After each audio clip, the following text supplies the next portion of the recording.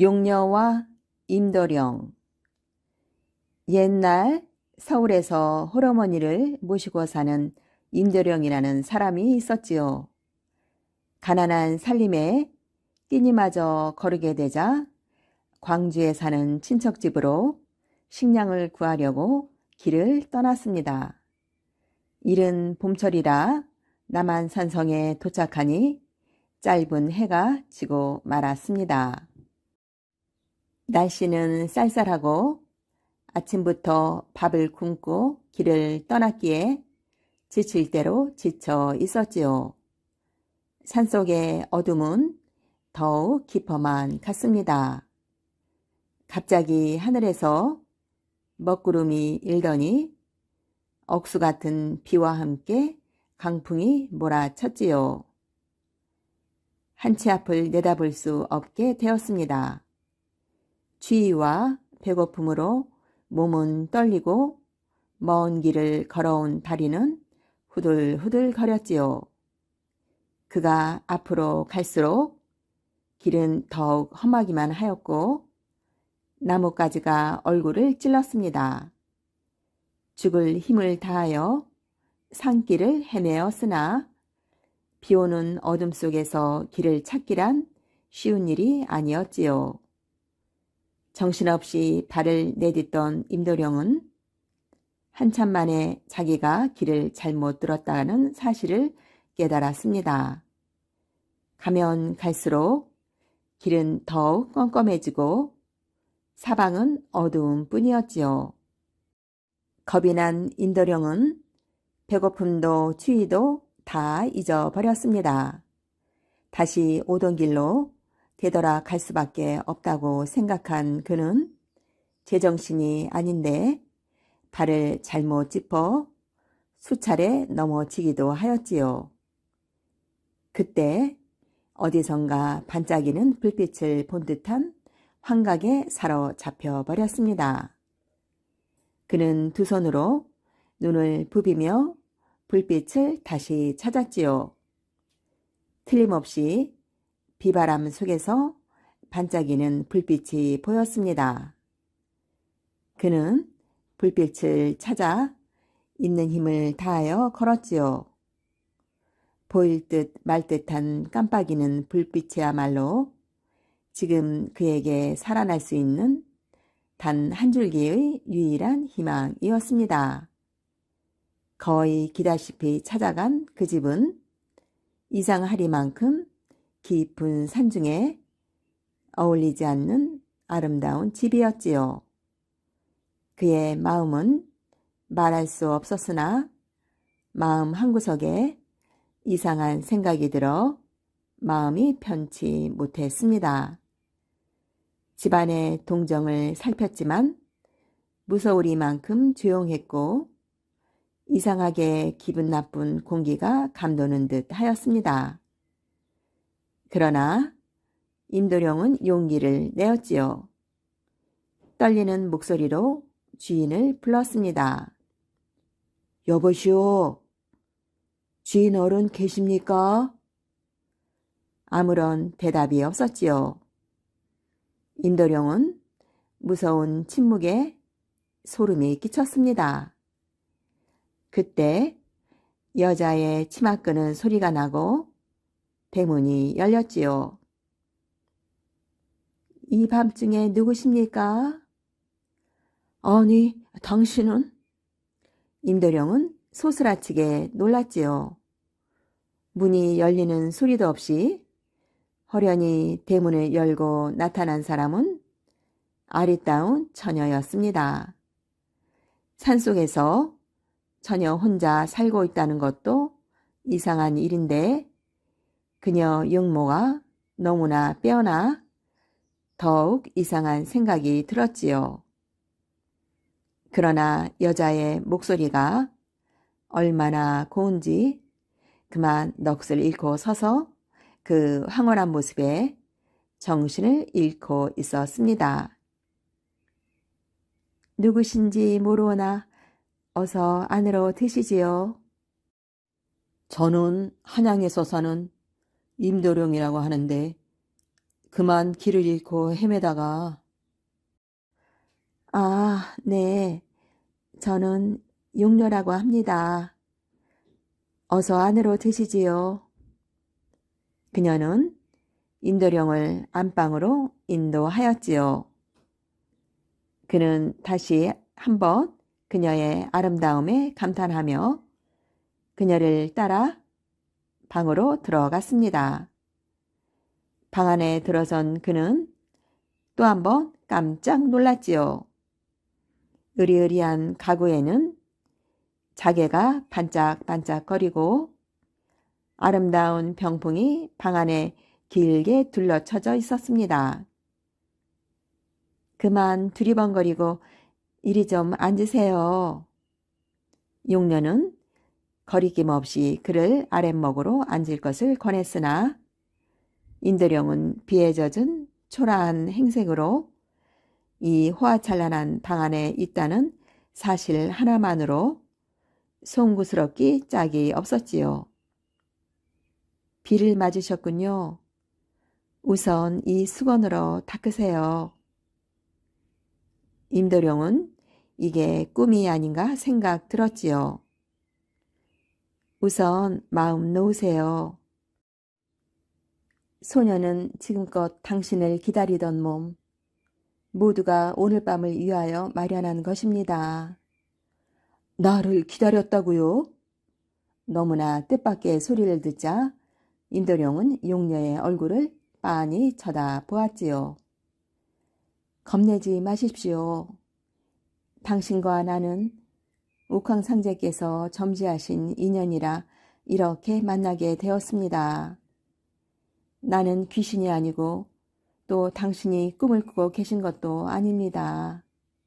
아니, 옥황상제께서 점지하신 인연이라니요. 산속에서 당신이 길을 잃고 비바람을 만나서 고생하신 것도 모두 옥황상제의 뜻이니 더 이상 묻지 말아 주십시오. 지금은 시장하실 테니 차려놓았던 주안상을 곧 가져오겠습니다.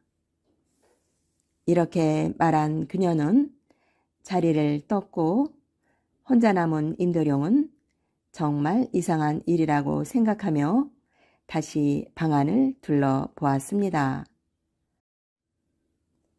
이런 깊은 산중에 호화스러운 집에서 용녀라는 처녀와 함께 하룻밤을 지낸다고 생각하니 저절로 입이 벌어져서 침이 삼켜졌지요.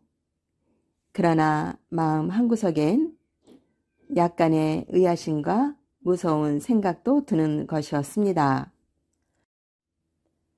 혹 산적의 딸이 아닐까? 아님 귀신인가? 이런저런 생각을 하고 있는데 문 여는 소리도 없이 그녀가 들어왔습니다. 상다리가 휘도록 산의 진미 주안상을 차려온 그녀는 임도룡에게 잔을 쥐어주고 술을 따랐지요. 그는 그녀가 따라주는 술을 몇 잔이고 받아 마셨습니다. 그는 술이 거하게 취했지요. 밤은 점점 깊어져만 갔습니다.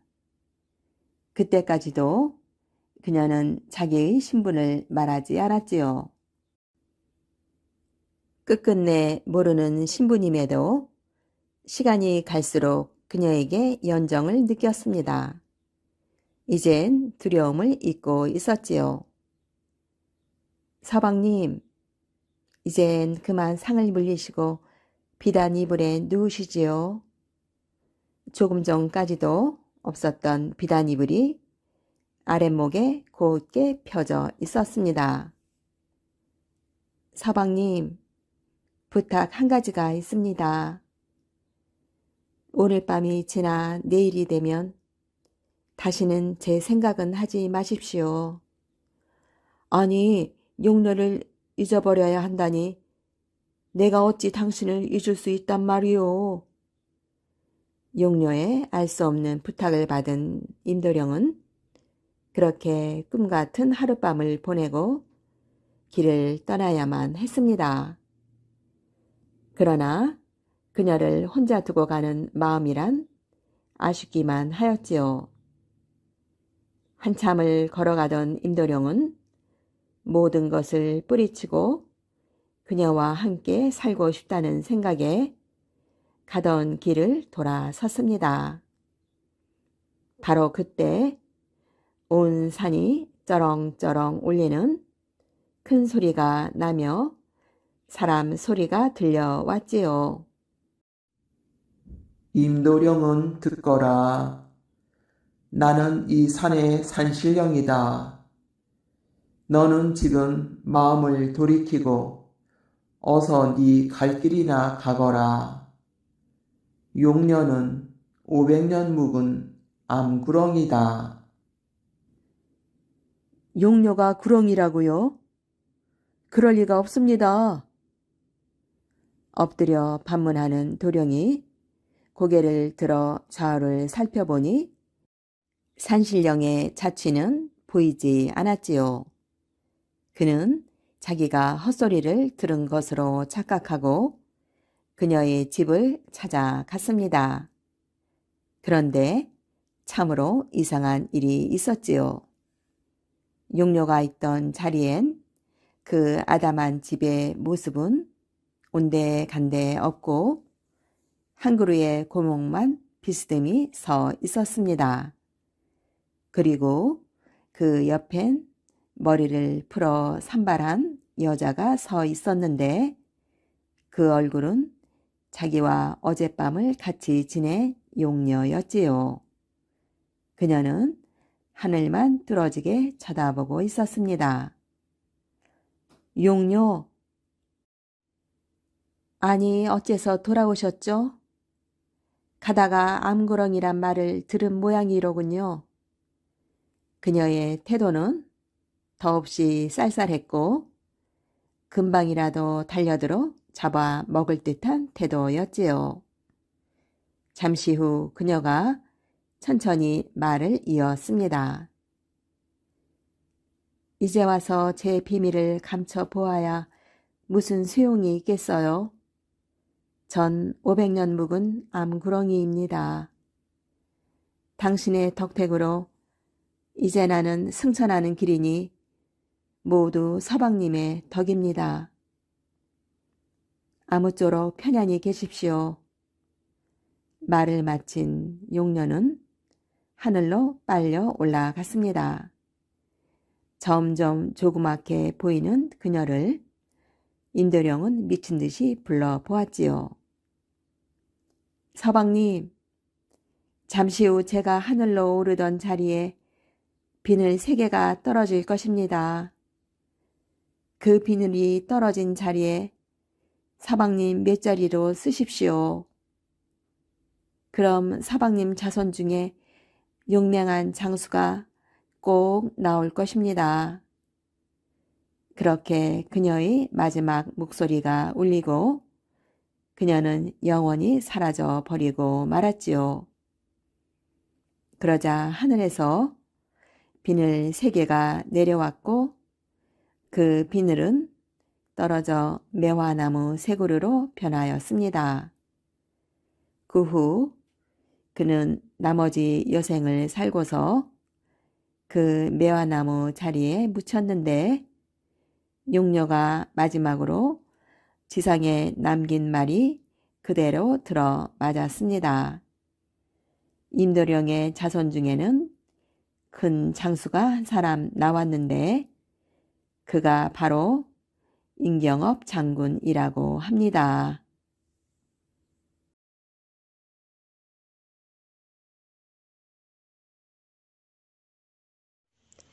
무덤 속의 산삼. 옛날 어느 마을에 간난이라는 소녀가 살고 있었습니다. 간난이가 10살이 될 때까지 간난이네 집은 아주 행복했습니다. 그러나 갑자기 아버지가 몹쓸병에 걸리면서부터 간난이네 집에는 불행이 닥치기 시작했습니다. 글쎄, 간난이 아버지가 몹쓸병에 걸렸대요. 몹쓸병이요? 그게 무슨 병인데요? 문둥병이래요. 네? 문둥병이요? 그렇대요. 이 일을 어쩌냐. 문둥병은 전염된다는데. 마을 사람들은 수군대며 걱정을 했습니다. 간난이의 어머니는 남편의 병을 고치기 위해 할 수 있는 일은 모두 했습니다. 그러나 남편의 병을 고치기 전에 그만 자신도 문둥병에 걸려 자리에 눕고 말았습니다. 간난아, 나마저 자리에 누웠으니 아버지는 누가 돌봐드리니? 어머니, 아버지는 제가 돌봐드리겠어요. 아버지 걱정을 마시고 어머니 빨리 일어나세요.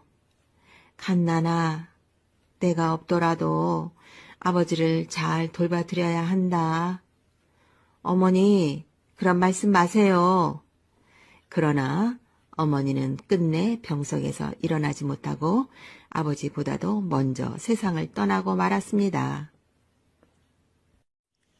간난이는 눈앞이 캄캄했습니다. 하느님도 무심하시지 우리 어머니를 데려가시다니. 그러나 간난이는 언제까지고 하느님만 원망할 수 있는 것은 아니었습니다. 이러다간 아버지도 돌아가실지도 몰라. 어머니 말씀대로 아버지를 잘 돌봐드려야겠어. 간난이는 어머니를 잃은 슬픔을 참고 아버지를 열심히 간호했습니다. 그리고 빨래며 바느질이며 온갖 힘든 일을 혼자 해냈습니다. 아, 이렇게 힘든 일을 어머니는 혼자 하셨구나. 그래서 몸이 더 빨리 약해지셨나 봐. 불쌍하신 어머니. 어린 간난이가 집안 살림을 잘해 나가자 마을 사람들은 간난이를 칭찬했습니다. 그러나 아무도 간난이네 집에 찾아오는 사람은 없었습니다. 문둥병이 옮을까봐 무서웠기 때문입니다. 그런 어느 날 간난이는 산에서 약초를 캐어 가지고 오다가 마을 아주머니를 만났습니다. 간난아, 잘 만났다. 내게 해줄 이야기가 있었는데. 무슨 말씀이신데요? 예, 간난아, 너라도 다른 곳으로 몸을 피하렴. 네? 내 아버지 옆에 있다간 너도 문둥이가 돼. 간난이는 너무나 뜻밖의 말을 듣고 아무 대답도 할 수 없었습니다. 간난이는 말없이 돌아서 집으로 왔습니다. 병든 아버지를 두고 몸을 피하라니 나는 그럴 수는 없어. 간난이는 혼자 이렇게 생각을 했습니다. 그러던 어느 날 길을 가다가 마을 아저씨 한 분을 만났습니다. 간난아, 내 아버지 병이 무슨 병인지 알지? 마을 사람들이 전염이 될까봐 걱정을 하고 있어. 그러니 아버지를 모시고 마을을 떠나거라. 그 말을 듣는 순간 간난이는 슬픔이 복받쳤습니다.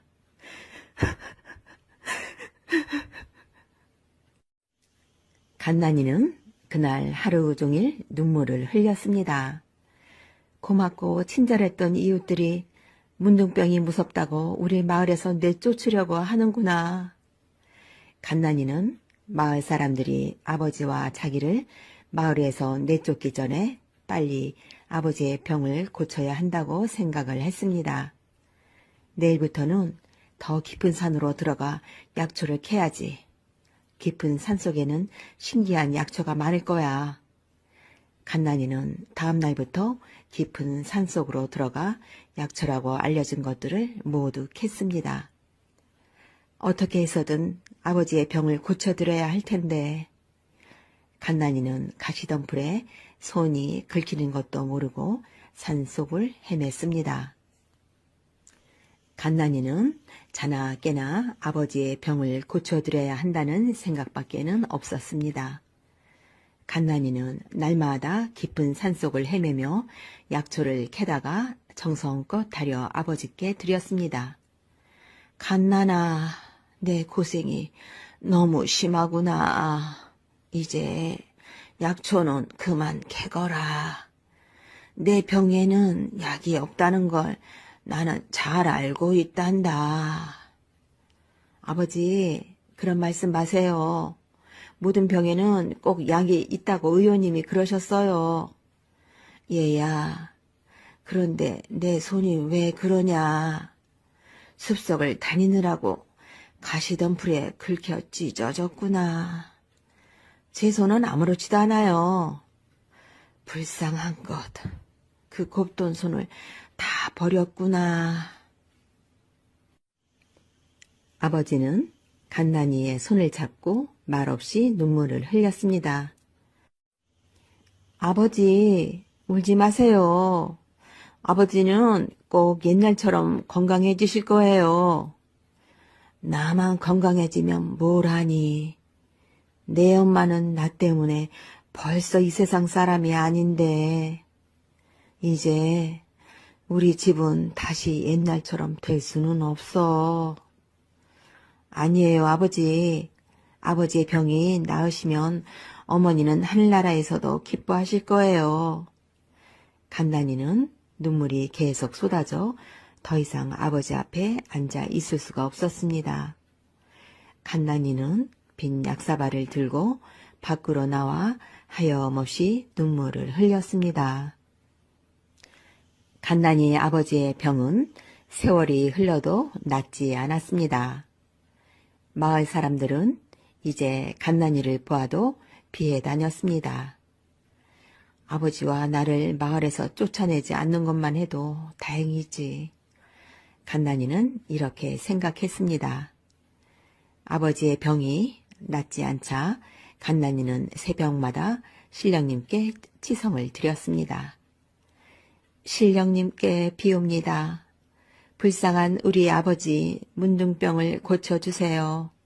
신령님께 비옵니다. 불쌍한 이 소녀의 소원을 들어주세요. 신령님께 비옵니다. 3년이란 세월이 또 흘렀습니다.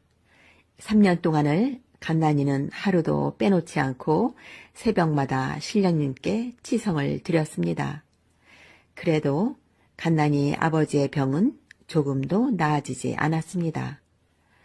아직도 내 정성이 모자라나 봐. 앞으로 얼마나 더 신령님께 치성을 드려야 할까.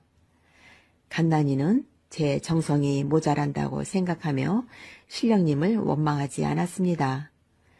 신령님께 치성을 드리고 약초도 계속 다려드리면 언젠가는 아버지의 병도 나으실 거야. 간난이는 이렇게 희망을 잃지 않았습니다. 오늘도 약초를 캐러 가야지. 이제 아무리 험한 산도 간난이의 발길이 닿지 않은 곳은 없었습니다. 그만큼 간난이는 약초를 찾아 온 산을 헤매고 다녔습니다. 그런 어느 날 오랜만에 외할머니가 간난이를 찾아오셨습니다. 간난아, 어린 곳이 고생이 너무 심하구나. 할머니, 저는 괜찮아요. 아버지의 병만 나으신다면 저는 무슨 일이든지 할 수 있어요. 간난아, 그러지 말고 이 할미를 따라 외갓집으로 가자. 내 아버지의 병은 나을 병이 아니야. 간난이는 놀라 외할머니를 쳐다보았습니다. 할머니, 우리 아버지의 병은 꼭 나으실 거예요. 제가 할머니를 따라가면 우리 아버지는 어떻게 하고요? 아이고, 하느님도 무심하시지. 이 어린 것이 무슨 죄가 있다고 이런 벌을 내리시나. 외할머니는 고개를 돌리고 눈물을 흘렸습니다. 그날 외할머니가 집으로 돌아가시자 간난이는 혼자 밤새도록 울었습니다. 불쌍한 우리 아버지, 외할머니도 아버지를 버리라고 하시네요. 간난이는 모든 사람들한테 버림받는 아버지가 불쌍해 견딜 수가 없었습니다. 얼마 동안이나 울고 있었을까요? 간난이가 문득 찬바람을 느끼고 고개를 들었을 때였습니다. 웬 수염이 긴 노인 한 분이 간난이 앞에 서 계셨습니다. 할아버지는 누구신가요? 간난아, 내 효성이 지극하구나. 내가 이제야 온 것을 원망하지 말아라. 그럼 신령님? 그래, 이제부터 내가 하는 말을 잘 들어라. 네, 신령님. 간난이는 신령님이 너무나 반가워 다시 눈물이 앞을 가렸습니다. 신령님은 우는 간난이를 향해 천천히 입을 열었습니다. 내일 밤 내가 약초를 캐던 산 중에서 제일 깊고 험한 산을 찾아가거라. 거기 가면 내가 아직 보지 못했던 무덤이 있을 것이니라. 신령님은 잠시 말을 끊고 간난이를 바라보았습니다. 간난이는 산속에 아직도 자기가 보지 못한 무덤이 있다는 신령님의 말에 부끄러움을 느꼈습니다. 나는 약초를 캐느라고 산마다 내 발길이 닿지 않은 곳이 없다고 생각했었는데, 그런 간난이에게 신령님의 말소리가 다시 또렷하게 들려왔습니다. 간난이는 귀를 기울였습니다. 무덤을 찾으면 그 안에 묻혀있는 시체의 다리를 떼어다가 그걸 약으로 쓰거라. 돌아올 때는 어떤 일이 있어도 뒤를 돌아보아서는 절대 안 된다. 말을 마치자 신령님의 모습은 희미해지기 시작했습니다. 신령님! 신령님! 그 순간 간난이는 정신을 차렸습니다. 아, 가버리셨구나. 다음 날 간난이는 서산으로 해가 지자마자 곧 산으로 떠났습니다. 그리고 밤새도록 산속을 헤매다가 새벽녘에야 겨우 낯선 무덤을 발견하곤 호미로 파기 시작했습니다. 간난이는 무서워할 겨를도 없었습니다. 머릿속에는 오직 병든 아버지의 모습과 신령님의 말밖에는 생각나는 것이 없었습니다. 날이 새기 전에 시체의 다리를 떼어내야 해. 서두르지 않으면 날이 셀 거야. 간난이는 쉬지 않고 무덤을 팠습니다. 얼마 뒤 간난이는 시체에서 다리 하나를 잘라냈습니다. 휴, 이제 됐구나. 간난이는 다리를 가마니에 쌌습니다. 이제 빨리 돌아가자. 간난이는 산길을 달렸습니다. 신령님이 뒤를 돌아보지 말라고 하셨지. 신령님이 한 말을 생각하고 간난이는 뒤도 돌아보지 않고 산길을 달렸습니다. 산길을 달리면서 간난이는 무서움보다는 기쁨이 앞섰습니다. 이제 아버지의 병은 나으신 거나 마찬가지야. 신령님의 말씀대로 이 다리를 다려드리면 곧 나으실 거야. 간난이는 자기가 어떻게 집으로 돌아왔는지도 몰랐습니다. 자, 어서 아궁이에 불을 지피자. 간난이는 솥에 물을 붓고 아궁이에 불을 떼기 시작했습니다. 아버지, 조금만 기다려주세요. 아버지의 병을 꼭 고쳐드릴게요. 간난이는 약초를 다리듯 무덤에서 가져온 다리를 다렸습니다. 약이 다려주는 동안 간난이는 장독대로 가 정화수를 떠놓고 신령님께 치성을 드렸습니다. 신령님, 고맙습니다. 신령님이 가르쳐 주신 대로 무덤을 다녀왔습니다. 이제 부디 저희 아버지의 병이 낫게 해 주십시오.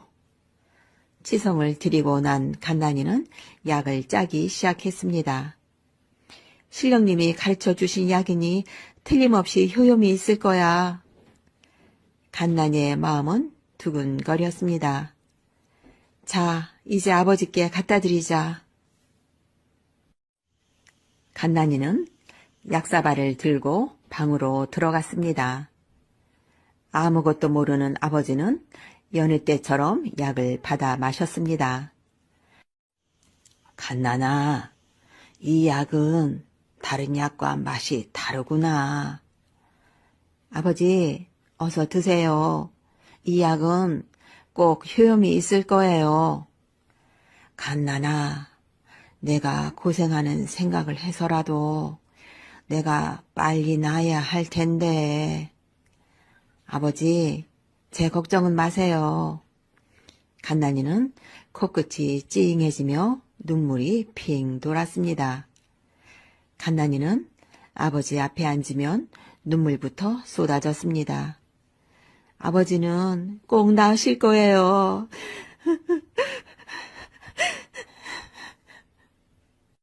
다음 날이었습니다. 방 안에서 아버지가 갓난이를 불렀습니다. 갓난아, 일 좀 오너라. 아버지의 목소리는 오랜만에 들어보는 밝은 목소리였습니다. 갓난이는 방으로 들어갔습니다. 그리고 소스라치게 놀랐습니다. 아버지 얼굴이 깨끗해지셨어요. 그러니? 그렇잖아도 얼굴이 편안하고 몸에 기운이 솟는 것 같아 너를 불렀다. 아버지, 이제 병이 나으신 거예요. 갓난이와 아버지는 너무 기뻐 얼싸안았습니다. 갓난아, 고맙구나. 부녀는 마치 꿈을 꾸고 있는 것 같았습니다. 오랫동안 서로 말이 없었습니다. 한참 뒤에 아버지가 말했습니다. 갓난아, 신령님이 약을 주셨다고 했지? 네, 신령님이 내 효성에 감복을 하셔서 이처럼 아버지의 병을 고쳐주셨구나. 그날 갓난이는 하도 신기해 혼자 어젯밤에 갔었던 낯선 무덤을 찾아갔습니다. 그런데 이게 웬일일까요? 파헤쳐진 채 시체가 드러나 있을 줄 알았던 무덤이 그대로 있고 호미자국이 난 아래로 한쪽 뿌리가 잘린 산삼이 있지 않겠습니까? 갓난이는 산삼을 캐냈습니다. 그 산삼은 한쪽 다리가 잘린 사람의 모습과 비슷했습니다. 그래, 맞아. 어젯밤에 내가 떼어간 것은 사람의 다리가 아니라 이 산삼의 한쪽 뿌리였어. 갓난이는 산삼을 가지고 와 아버지께 다려드렸습니다. 두 번째로 산삼을 드신 아버지는 얼굴뿐만 아니라 전신이 깨끗이 나았습니다. 갓난아, 아무도 고칠 수 없는 병을 너의 효성이 고쳤구나. 아니에요. 고마우신 신령님 덕분이에요. 그 뒤로 갓난이와 아버지는 행복하게 살았습니다. 슬픈 도라지꽃. 먼 옛날 어느 마을에 도라지라는 처녀가 살았습니다. 도라지는 예쁘고 마음씨 고운 처녀였습니다. 그래서 마을 사람들은 모이면 도라지의 칭찬을 아끼지 않았습니다. 도라지는 정말 예뻐요. 저렇게 예쁜 얼굴은 나라 안에서도 찾기 힘들 거예요. 얼굴만 예쁜 게 아니에요. 마음씨는 또 얼마나 곱다고요. 글쎄, 그런 처녀가 부모 형제 하나 없는 고아라니 참 하느님도 무심하시지. 마을 사람들의 말대로 도라지는 나무랄 데가 없는 처녀였지만 외로운 고아였습니다. 부모 형제뿐만 아니라 일가 친척도 하나 없는 도라지는 늘 외로웠습니다. 아, 나는 어쩌다가 이렇게 아무도 없는 외톨이가 되었을까? 외로울 때면 도라지는 혼자 앉아 이런 생각에 잠기곤 했습니다. 그럴 때면 도라지의 얼굴은 외로움으로 그늘이 지곤 했습니다. 나도 아버지와 어머니와 함께 살았으면 좋겠어. 아버지와 어머니가 계시다면 얼마나 좋을까. 그러나 그런 생각은 도라지를 더욱 외롭게 했습니다. 나 혼자 있으니 정말 쓸쓸하구나. 그런데 이렇게 외로움 속에 사는 도라지도 외롭지 않을 때가 있었습니다. 그것은 도라지의 유일한 말벗인 바우도령을 만날 때입니다. 바우도령은 언제나 도라지를 따뜻하게 대해 주었습니다. 도라지, 낭자의 얼굴에는 늘 그늘이 드리워 있어. 그 그늘이 거치면 더 예쁠 텐데. 외롭고 쓸쓸하니까 그게 얼굴에 나타나는가 봐요.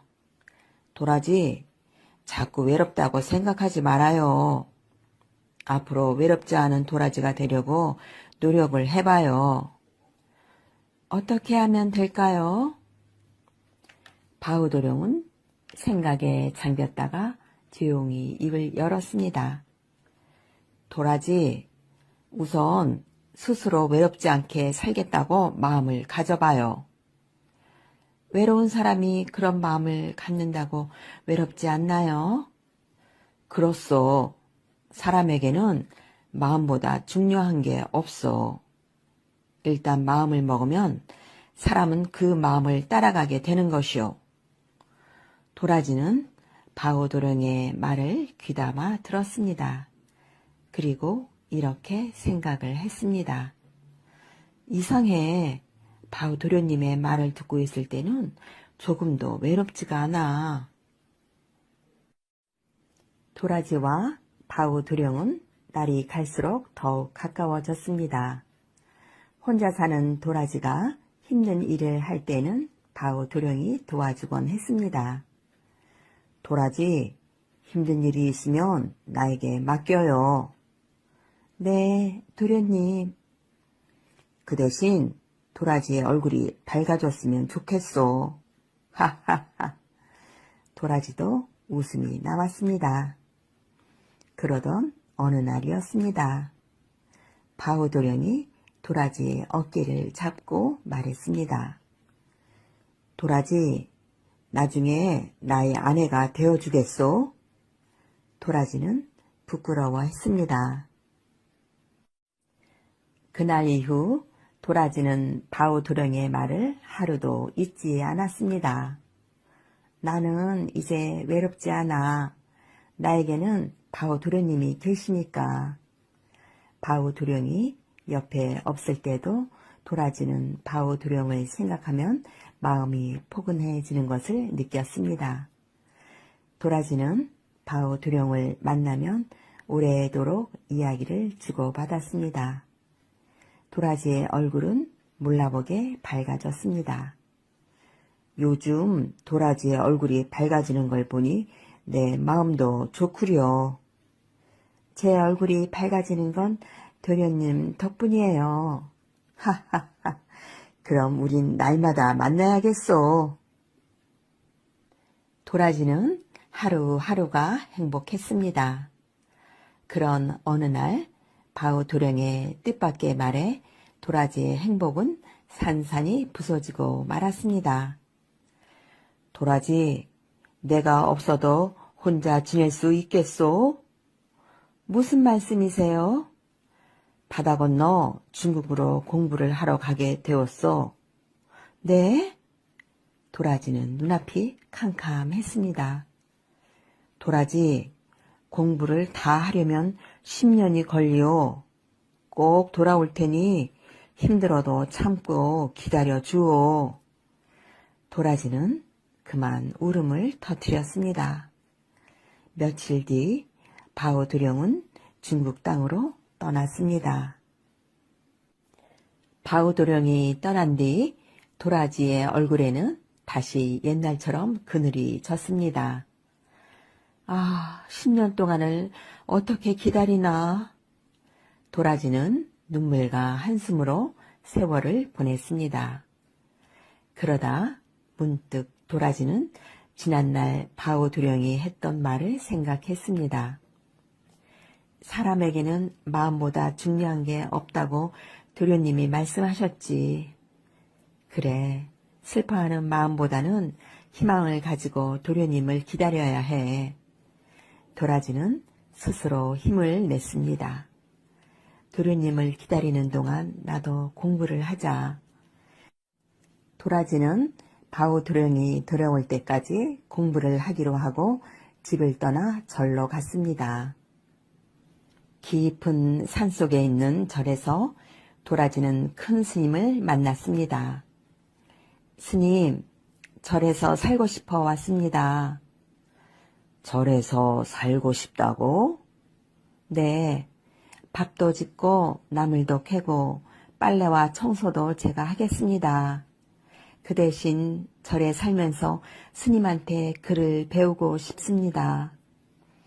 그러면서 도라지는 10년 동안 바오 도령을 기다려야 하는 사정을 이야기했습니다. 도라지의 이야기를 듣고 난 큰 스님은 염주를 굴리며 머리를 끄덕였습니다. 오냐, 내 사정이 정 그렇다면 절에 머물러서 글 공부를 하도록 하여라. 고맙습니다, 스님. 그날부터 도라지는 절에서 살며 청소도 하고 빨래도 하고 밥도 지었습니다. 그리고 저녁에는 스님들께 열심히 글 공부를 배웠습니다. 스님들은 모두 도라지를 칭찬했습니다. 도라지는 참으로 나무랄 데가 없는 처녀야.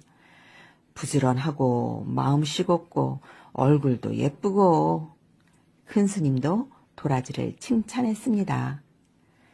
도라지는 참으로 영리해. 하나를 가르쳐주면 열을 알거든. 도라지는 바우 도령이 그리울 때면 부처님 앞에 나아가 빌었습니다. 부처님, 바우 도련님이 꼭 훌륭한 사람이 되어 돌아오도록 해 주십시오.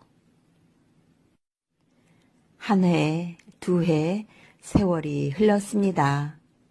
어느덧 바우 도령이 약속한 10년이란 세월이 흘렀습니다. 도련님이 떠난 뒤로 벌써 10번째 진달래꽃이 피는구나. 이제 도련님이 늠름한 모습으로 돌아오시겠지. 도라지의 마음은 바우 도령의 생각으로 마냥 부풀어 올랐습니다. 도라지는 바다가 보이는 뒷산으로 올라갔습니다. 떠나실 때 저 바다로 떠나셨으니 돌아오실 때도 저 바다로 돌아오실 거야. 도라지는 하루 종일 바다를 내려다 보았습니다. 어떤 모습이실까? 다음 날도 그 다음 날도 도라지는 바다를 내려다보며 바우 도령을 기다렸습니다. 그러나 봄이 다 가도 바우 도령은 돌아오지 않았습니다. 무슨 일이 있는 걸까? 도련님이 약속을 잊으신 건 아니겠지? 도라지의 얼굴엔 그늘이 지기 시작했습니다. 보다 못한 큰 스님이 마을로 내려가 안악내들에게 물었습니다. 바우 도령의 소식을 아오? 네, 중국에서 혼인을 해 그곳에서 살고 있다는 소문이 들리던데요. 아니, 바우 도령이 결혼을 했다고요? 큰 스님은 깜짝 놀라 다시 물었습니다. 그러자 다른 안악내가 말했습니다. 아니에요. 공부를 마치고 배를 타고 고향으로 돌아오다 배가 풍랑을 만나 바다에 빠진 뒤 소식을 모른대요. 네? 바다에 빠진 뒤 소식을 모른다고요?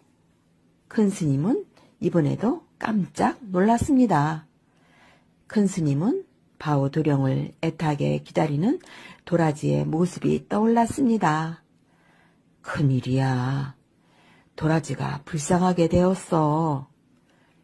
큰 스님은 무거운 마음으로 절에 돌아왔습니다. 도라지에게 뭐라고 말을 해야 하나? 저렇게 애타게 기다리고 있는데.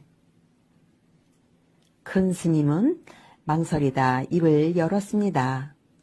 도라지야, 바우도령을 기다리지 마라. 네? 왜요? 큰 스님은 마을에서 들은 이야기를 했습니다. 도라지는 눈물을 흘리며 슬픈 소식을 믿으려 하지 않았지만 바우도령은 그 해가 다 가고 다음 해가 되어도 돌아오지 않았습니다. 그런 어느 날이었습니다. 큰 스님, 저를 떠나겠습니다. 저를 떠나면 어디로 가려느냐? 산속으로 들어가 혼자 살겠습니다. 너의 생각이 그렇다면 어쩔 수가 없구나. 그럼 안녕히 계십시오. 저를 떠나면서 도라지는 생각을 했습니다. 깊은 산속으로 들어가자. 이제 도련님은 영영 떠나셨으니 나 혼자 살 수밖에 없어. 아무도 없는 곳에가 모든 인연을 끊고 살아가면 도련님에 대한 그리움도 잊혀질 거야. 도라지는 깊은 산속으로 들어가 오두막집을 지었습니다. 그리고 밭을 일구며 외롭게 살아갔습니다. 그러나 바오도령의 생각은 떠나지 않았습니다. 바오도령이 생각날 때마다 도라지는 산신령님께 기도를 올렸습니다. 산신령님, 앞으로 도련님이 생각을 하면 저에게 벌을 주세요. 세월은 무심히 흘러갔습니다. 차츰 도라지의 얼굴에는 주름살이 생기고 머리카락은 희끗희끗해졌습니다. 아, 나도 이제 할머니가 되는구나. 도라지는 쓸쓸하게 쓴 웃음을 지으며 먼 산을 바라보았습니다. 그런데도 여전히 도련님 생각이 나니 어쩌면 좋을까? 어느 때는 참을 수 없을 만큼 바오도령 생각이나 도라지는 산으로 달려 올라가기도 했습니다. 아, 나는 왜 아직도 도련님을 잊지 못하는 걸까? 도련님을 생각하지 않겠다고 산신령님께 굳게 맹세까지 해놓고서. 도라지는 산 위에서 하염없이 바다를 내려다보곤 했습니다. 해가 뜨면서부터 해가 질 때까지 바다를 내려다보는 때도 있었습니다. 저 바다 건너엔 중국 땅이 있겠지. 도련님은 지금쯤 어디에 계실까? 아니야, 나를 찾아오시다가 저 바다에 빠지셨는지도 모르지. 도라지는 옛날 바오도령과 나란히 앉아 바다를 내려다보며 나누던 이야기를 생각하기도 했습니다. 어떻게 되셨는지 소식이라도 들을 수 있다면 지금보다는 덜 그리울 텐데.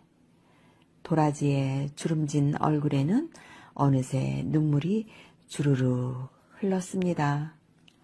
도련님, 눈물을 흘리며 바다를 내려다보고 있을 때면 눈물 속으로 어른어른 바오도령의 모습이 나타났습니다.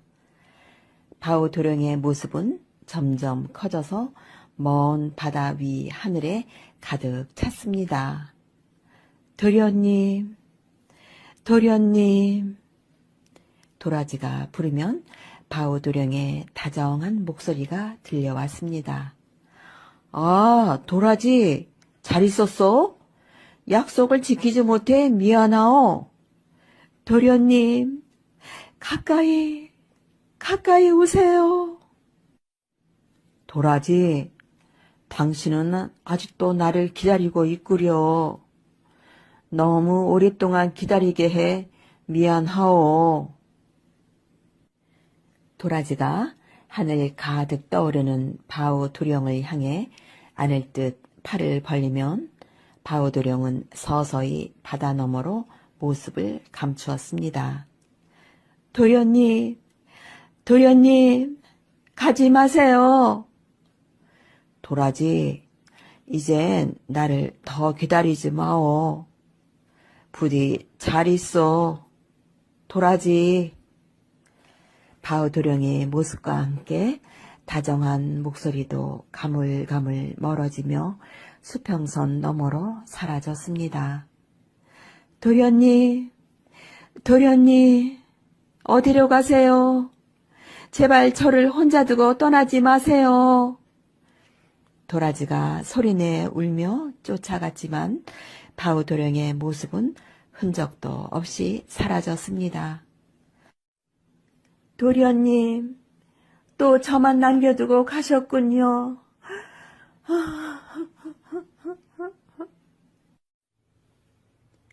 도라지는 바우도령이 사라진 바다 너머를 바라보며 하염없이 눈물을 흘렸습니다. 그러다가 문득 도라지는 정신을 차렸습니다. 아, 내가 여기서 뭘 하고 있나?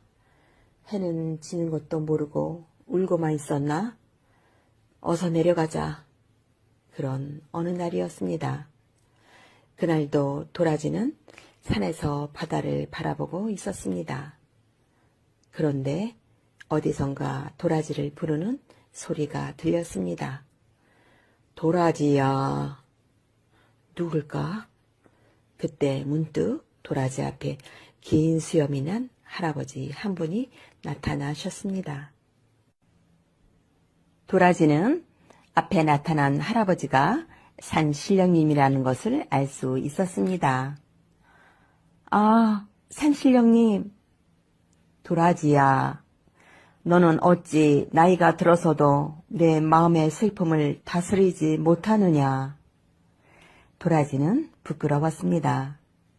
바우도령을 잊겠다고 산신령님께 약속한 일이 생각났습니다. 그러나 도라지는 용기를 내어 말했습니다. 산신령님, 도련님을 잊으려 해도 잊을 수가 없습니다. 도련님을 한 번만 만나게 해 주십시오. 저의 마지막 소원입니다.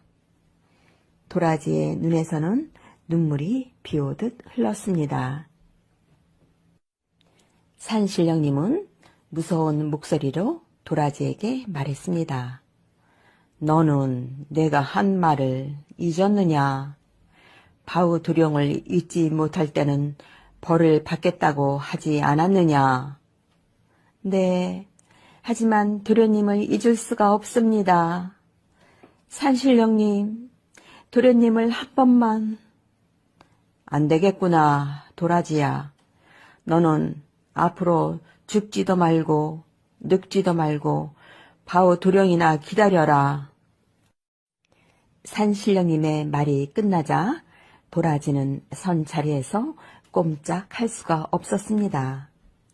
그러더니 그대로 한 줄기의 꽃으로 변해갔습니다. 그리고 우리가 지금 보는 것과 같은 도라지 꽃이 되었습니다. 어부의 아내. 옛날 바닷가 어느 마을에 가난하지만 착한 어부와 그의 아내가 살고 있었습니다. 어느 추운 겨울날 어부의 아내는 생선을 팔러 나갔습니다. 오늘은 생선이 하나도 안 팔리네. 그렇지, 언니한테 생선을 좀 사달라고 부탁해야겠다. 어부의 아내는 부잣집으로 시집간 언니를 찾아갔어요. 언니, 오늘 생선이 아주 싱싱해요. 생선 좀 사주세요. 아유, 비린내. 어서 치우지 못하겠니? 우리는 고기만 먹지 생선은 먹지 않는다고. 그런 줄 몰랐어요. 미안해요. 언니에게 쫓겨난 어부의 아내는 집으로 돌아가는 길에 잠시 쉬어가기로 했습니다. 아주머니, 아주머니. 깜짝 놀란 어부의 아내가 소리나는 쪽을 바라보니 생선이 말을 하고 있었습니다. 아주머니, 전 바닷속 용왕님의 아들인데 세상 구경을 나왔다가 그물에 걸렸답니다. 저를 살려주세요. 어쩐지 오늘 생선이 하나도 안 팔린다 했더니 너 때문에 그런 모양이구나. 어부의 아내는 생선을 바다에 놓아 주었어요. 그러자 물고기는 늠름한 왕자가 되어 바다에서 걸어 나왔어요. 아주머니, 정말 고맙습니다. 저와 같이 용왕님을 뵈러 용궁으로 가요. 용왕님은 어부의 아내를 반갑게 맞아 주었습니다. 아들을 살려줘서 정말 고맙소. 네, 그대에게 작은 감사의 선물을 드리리다. 어부의 아내는 용왕님이 건네주는 고양이 한 마리를 들고 집으로 돌아왔습니다. 하루에 콩 5알만 먹이라고 했지? 어부의 아내가 노란 콩 5알을 먹이자 놀랍게도 고양이는 노란 금똥을 쌌습니다. 어부의 집은 고양이의 금똥으로 얼마 지나지 않아 부자가 되었습니다. 이 소식을 들은 부자 언니가 쫓아왔습니다. 금똥을 싸는 고양이를 나에게 빌려줘. 어부의 아내는 어쩔 수 없이 언니에게 고양이를 빌려주었어요. 언니, 하루에 노란콩 5알만 먹여야 해요. 말도 안 되는 소리. 많이 먹여야 한꺼번에 금똥을 많이 싸지. 언니는 고양이에게 노란콩을 한 그릇이나 먹이고 금똥 싸기를 기다렸습니다. 그런데 금똥을 쌀 줄 알았던 고양이는 새까만 똥만 싸다가 그만 죽고 말았습니다. 언니가 너무 욕심을 부려서 고양이가 죽은 거예요. 어부의 아내는 고양이를 양지 바른 곳에 묻어 주었습니다. 그러자 얼마 후 고양이의 무덤에서 싹이 나더니 노랗고 맛있는 열매가 주렁주렁 열리는 나무가 되었습니다.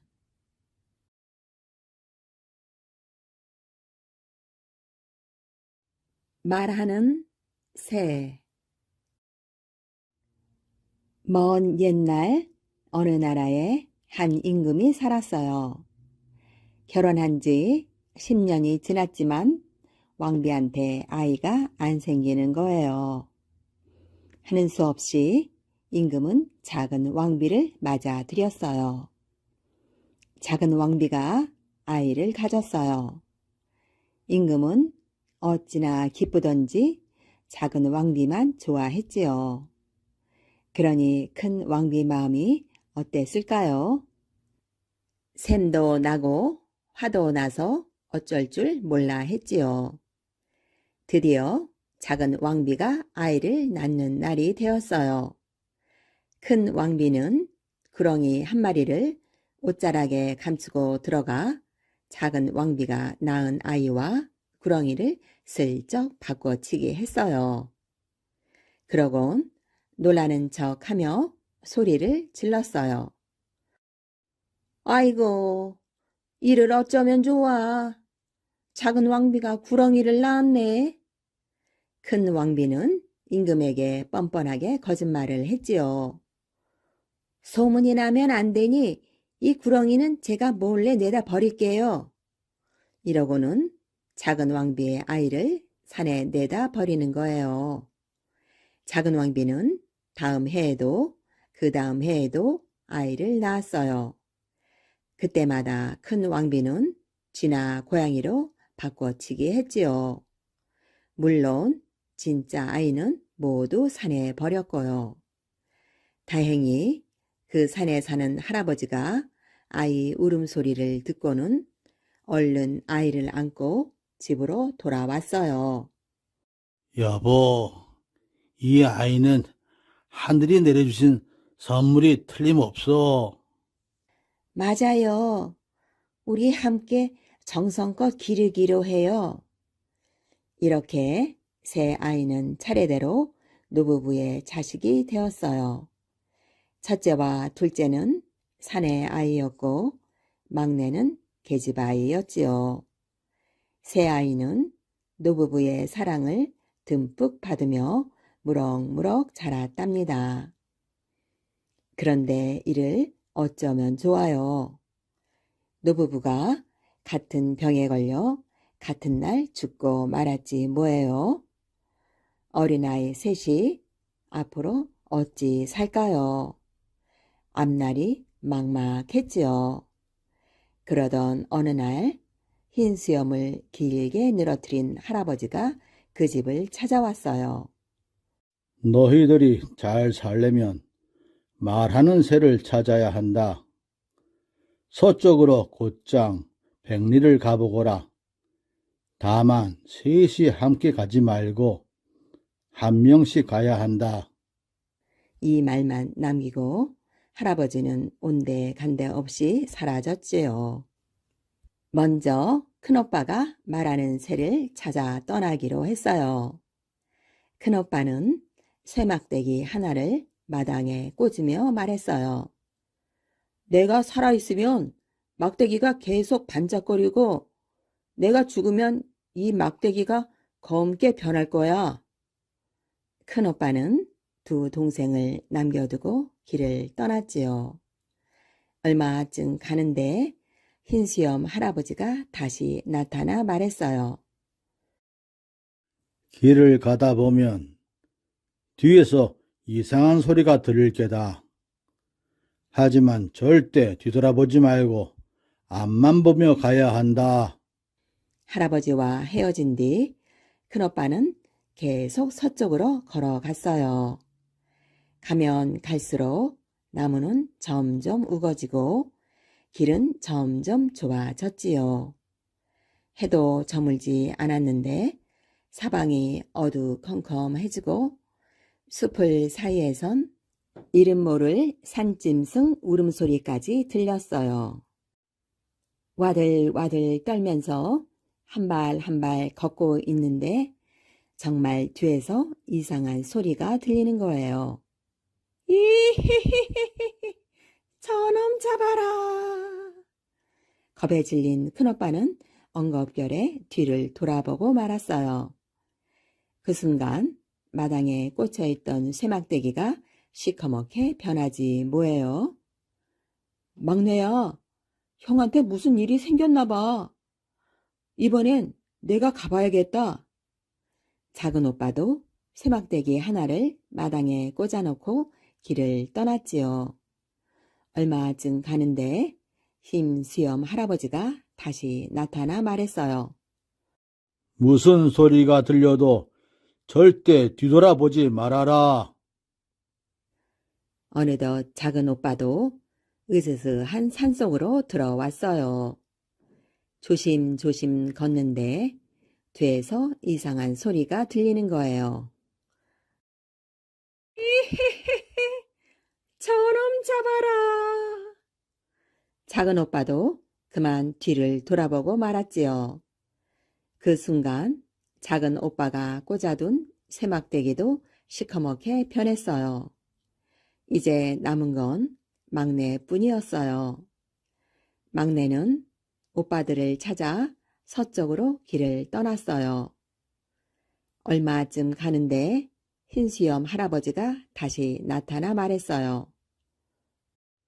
무슨 소리가 들려도 절대 뒤돌아보지 말아라. 그 말을 들은 막내는 누비 저고리 한쪽을 뜯어 솜을 끄집어냈어요. 그리고 솜을 뭉쳐 귀를 막았어요. 어느덧 막내도 으스스한 산속으로 들어왔어요. 겁이 나고 무서웠지만 꾹 참고 걸어갔지요. 한참 가고 있는데 웬 시커먼 것들이 여기저기 서 있네요. 가까이 다가가 보니 꼭 사람처럼 생긴 바위들이었어요. 그때 뒤에서 무슨 소리가 들렸어요. 이헤헤헤 저희 잡아라.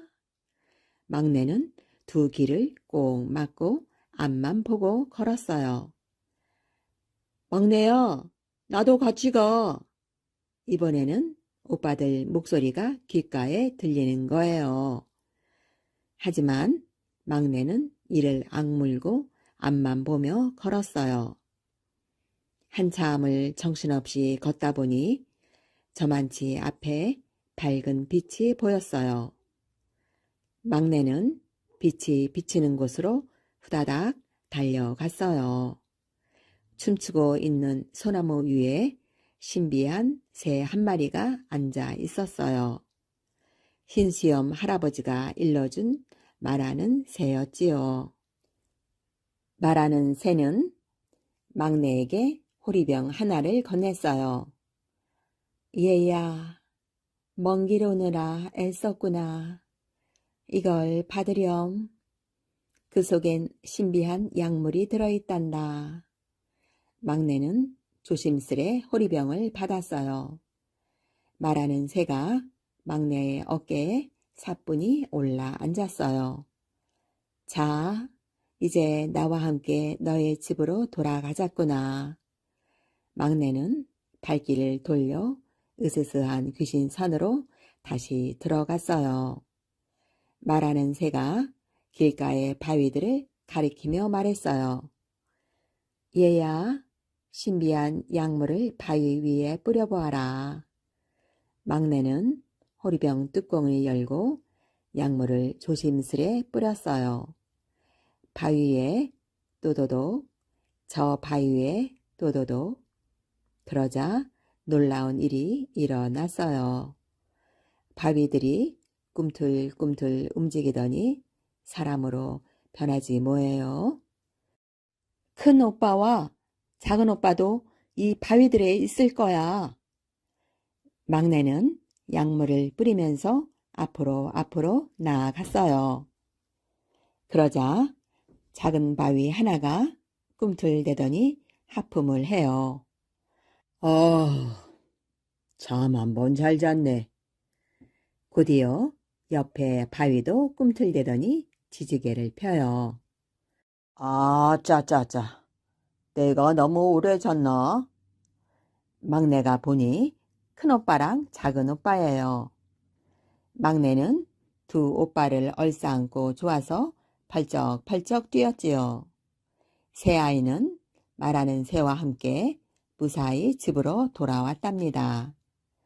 그런데 세상에 말하는 새가 있으니 금세 소문이 퍼졌어요. 소문은 돌고 돌고 돌아서 임금님 귀에까지 들어갔지요. 하루는 말하는 새가 막내에게 이런 말을 하는 거예요. 점심 무렵에 임금이 올 것이니 술상을 차리거라.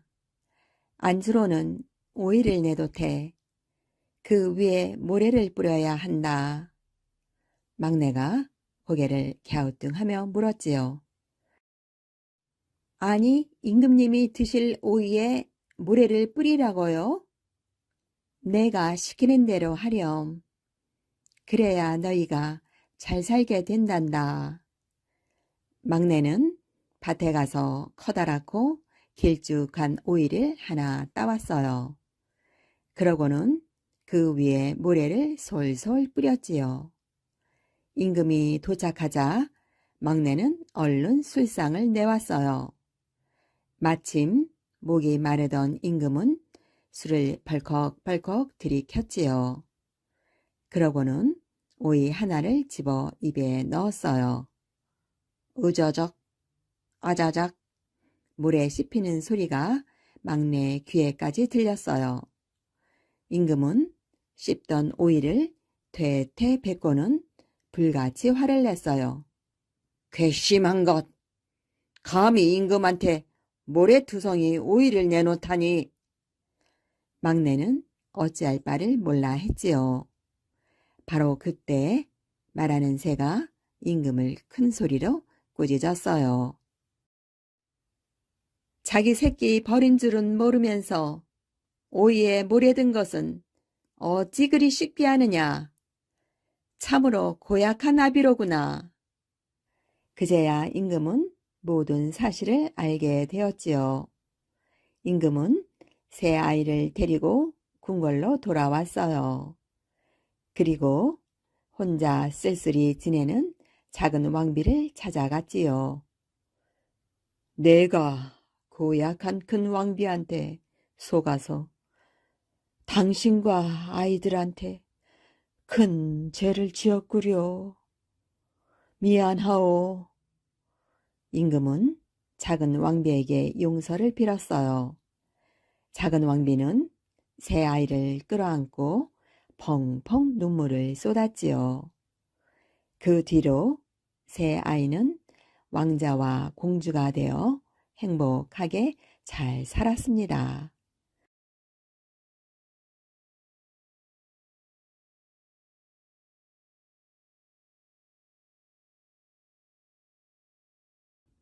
소리 나오는 그림. 아주 먼 옛날 우리나라에서 제일 높은 백두산 기슭에 나무꾼 총각이 살았답니다. 나무꾼은 날마다 백두산에 올라가 나무를 했지요. 나무를 많이 해서 쌀도 사고 어머니가 좋아하시는 생선도 사야지. 따닥 따닥 따닥 따닥. 나무꾼은 열심히 나무를 해서 지게 가득 차면 장에 내다 팔고 했어요. 그러던 어느 바람이 쌩쌩 부는 추운 겨울날이었지요. 그날도 나무꾼은 설날에 쓸 물건을 사기 위해 산으로 가서 지게 나무를 가득 했어요. 아이고. 아니, 저게 무슨 소리지? 앓는 소리 같은데 어디서 나는 소리일까? 집으로 돌아가려던 나무꾼은 나무찜을 진 채 주위를 살펴보았지요. 그러고는 나무꾼은 소리가 나는 곳으로 찾아갔어요. 그랬더니 처음 보는 움막이 하나 있는 거예요. 참 이상하다. 여기에 이런 집이 없었는데. 움막 안에 들어가니 머리가 허연 할아버지가 누워서 앓고 있었어요. 갸르릉 갸르릉 숨도 제대로 쉬지 못했어요. 막 숨이 넘어갈 것만 같았지요. 할아버지, 할아버지, 정신 차리세요. 나무꾼은 할아버지를 흔들어 깨웠지만 앓는 소리만 겨우 낼 뿐 정신을 못 차렸어요. 게다가 그 움막은 너무 춥고 먹을 것이 하나도 없었지요. 굶주리고 추우니 병이 날 수밖에요. 할아버지, 조금만 참으세요. 제가 방에 불을 넣고 소나무 껍질로 죽이라도 써드릴게요. 나무꾼이 불을 떼서 방을 훈훈하게 만들고 할아버지를 겨우겨우 깨워 죽도 떠드렸지요. 그랬더니 할아버지가 아무 말 없이 눈물만 주르르 흘리는 거예요. 할아버지, 이제 제가 날마다 와서 도와드릴 테니 걱정하지 마세요. 이튿날부터 나무꾼은 날마다 움막을 찾아왔어요. 그리고 온갖 정성을 다해 할아버지를 돌보았지요. 죽도 쑤어드리고 불을 지펴 방도 뜨뜻하게 하고 대소변 보는 것도 거들어 드렸어요. 젊은이 고맙구려. 이제는 살 것 같네. 며칠이 지나자 할아버지는 기운을 차렸어요. 나무꾼의 부축으로 이제 밖에도 나갈 수 있었지요. 의지할 곳 없는 몸이 산중에서 병을 얻어 죽을 뻔했는데 젊은이 덕에 살았구려. 내 고맙다는 뜻으로 그림 한 장 그려주리다. 할아버지는 언제 아팠냐는 듯이 그림을 멋지게 그렸어요. 손에서 붓이 춤추는 것처럼 움직였어요. 푸른 소나무에 학이 한 마리 앉아있고 바위 밑에서는 샘물이 흐르는 그림이었지요. 고맙습니다. 잘 간직하겠습니다. 다음 날도 나무꾼은 백두산으로 나무를 하러 갔어요. 할아버지가 그려준 그림을 품에 간직하고 말이에요. 움막이 어디로 갔지? 분명 여기 있었는데.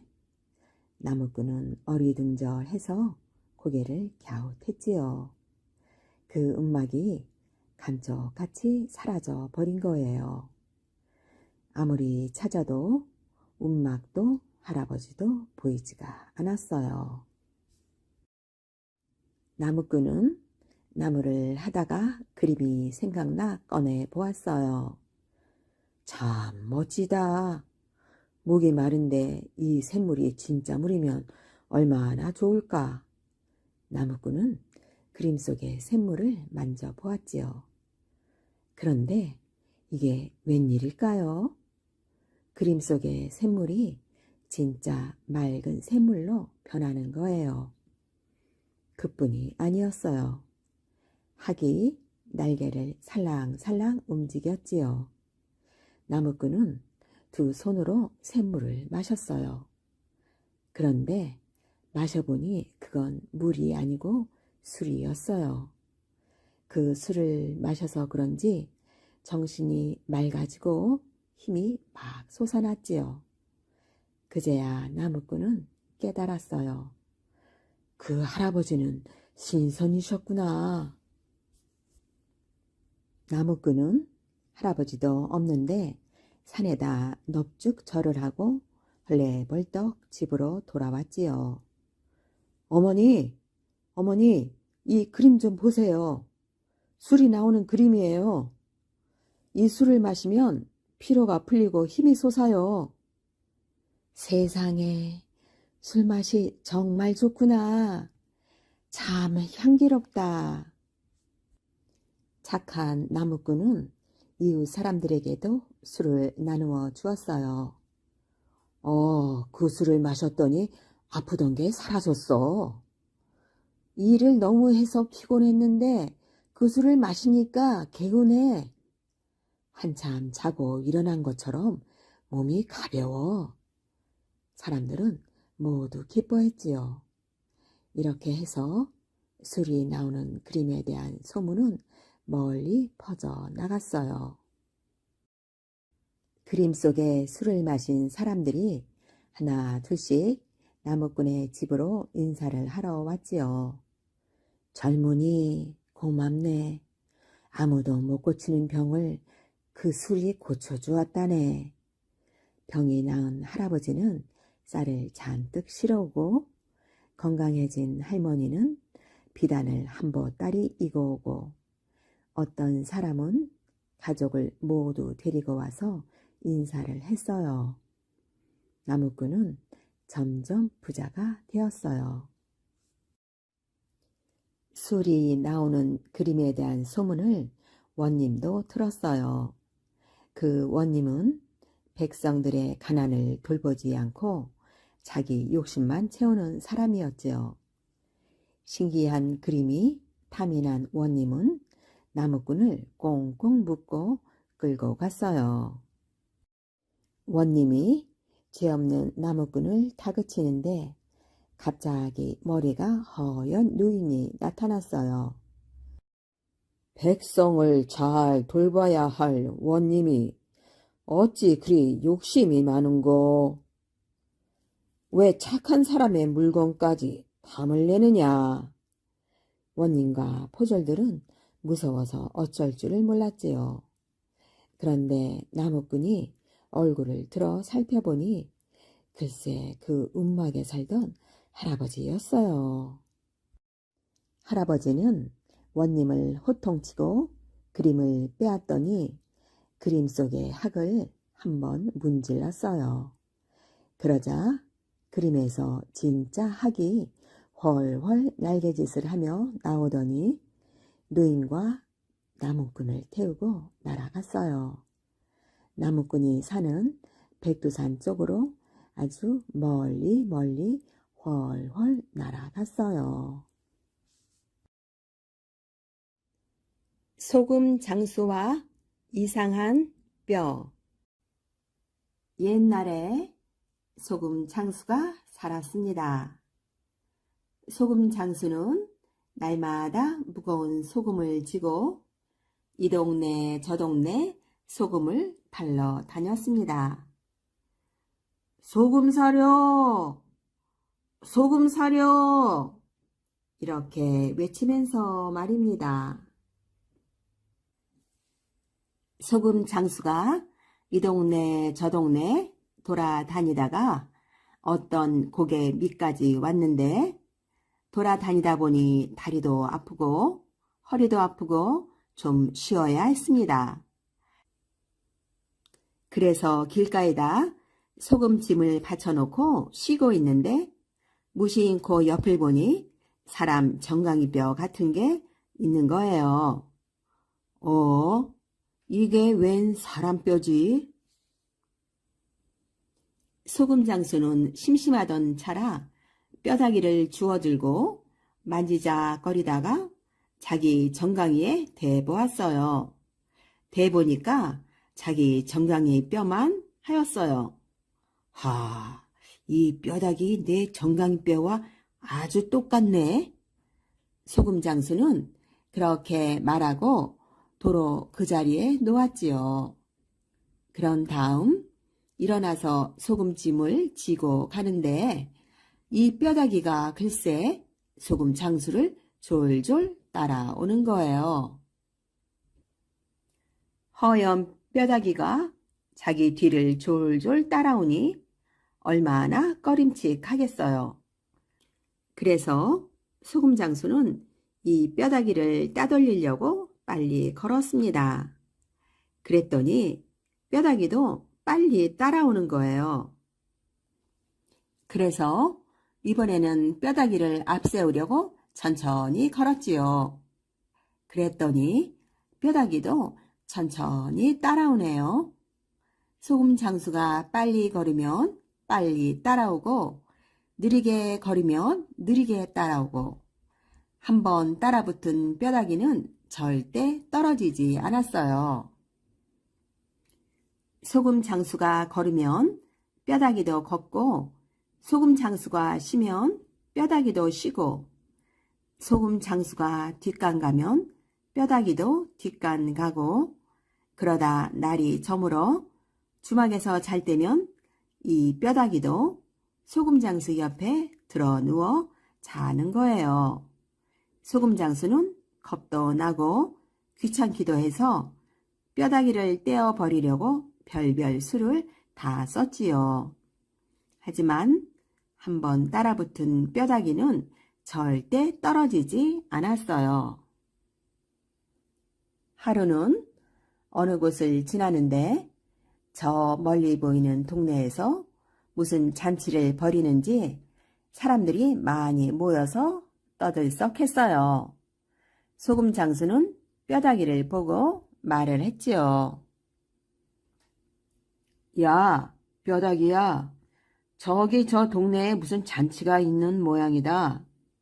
내 잔치집에 가서 떡이랑 고기랑 술이랑 얻어 갖고 와서 너랑 나누어 먹을 테니 너는 여기서 소금짐을 지키면서 기다리고 있거라.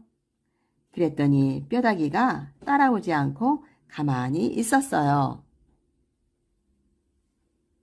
소금 장수는 뼈다귀가 따라오지 않으니까 동네로 들어갔다가 얼씨구나 하고 냅다 그 동네를 빠져나와서 자기 집으로 돌아와 버렸답니다.